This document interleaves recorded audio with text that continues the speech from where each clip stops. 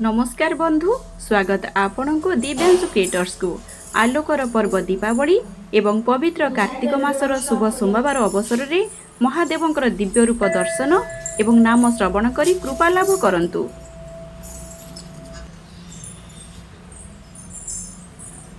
भगवान प्रभु वंदे देव महापति सुरगुरु वंदे जगत कारण वंदे परंग भूषण मृगधरंग वंदे पशुनापते वंदे सूर्य शशांक वर्णिनयन वंदे मुकुंद गौर्य वंदे भगत जना स्वयं च वरदं वंदे शिवचंद्रनम शिवाय।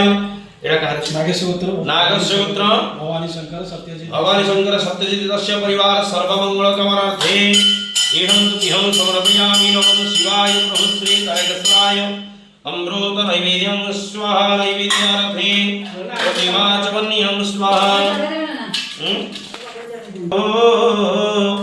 मुक्ता श्रीमणाधरो देवी धरावती संसार निलयः नागारियो गौत्रीख्यो वणिदक्ष जज्ञ मंथरं श्रीशैलया वल्लभो पापमे हरतं सदा हरिहरं श्रीवत्स गंगाधरं। पुत्र प्रियदर्शी नामधेयं तस्य परिवारस्य सर्वमंगलार्थे प्रभु तारकेश्वर महारुद्राय तस्य लिंगे वैष्णवतुभ्यं समर्पयामि निवेदयामि नमः शिवाय। तस्य सपरिवार सर्वमंगल कामनार्थे जलधार समर्पयामि।